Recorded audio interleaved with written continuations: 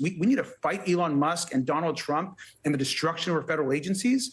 And we need to support and defend due process and the Constitution of this country. We can do all of those things. It is telling to me, Congressman, and this is more of a political question than a policy question, that as you were preparing for this visit, you had the House Republican campaign arm saying it would pay your travel expenses if you Democrats would live stream your trip. The fact that they are seeking to minimize what I agree with you is fundamentally not really a question of immigration, but a question of due process, a question of constitutional rights, a constitutional crisis, if you will. What does that tell you about where your Republican colleagues are in this history-defining moment?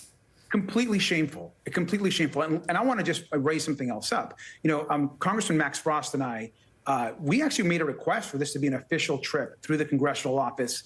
The House majority in the House controls that. They denied our request to have this be an official congressional delegation trip, yet have allowed and approved Republican trips to El Salvador just in the last few weeks. But no Democrats on the House side have been approved. Now, why is that? Why will they not allow and don't want Democrats in these jails, in these prisons, in El Salvador? And so, you know, Representative Frost and I and others said, you know, you can deny our request, but you're not going to stop us from going out there and defending this country and democracy. So we went down there separate of that. And if the Republican Party wants to, play games and lie about Mr. Abrego Garcia, they can go ahead and do that. But this is a serious crisis, and they have essentially abdicated their responsibility and their oath that they made to their country by forgetting the ideals of the separation of powers between the executive branch, us in Congress, and the judicial branch. And apparently all they care about is Donald Trump amassing as much power as possible. And this is another example of that.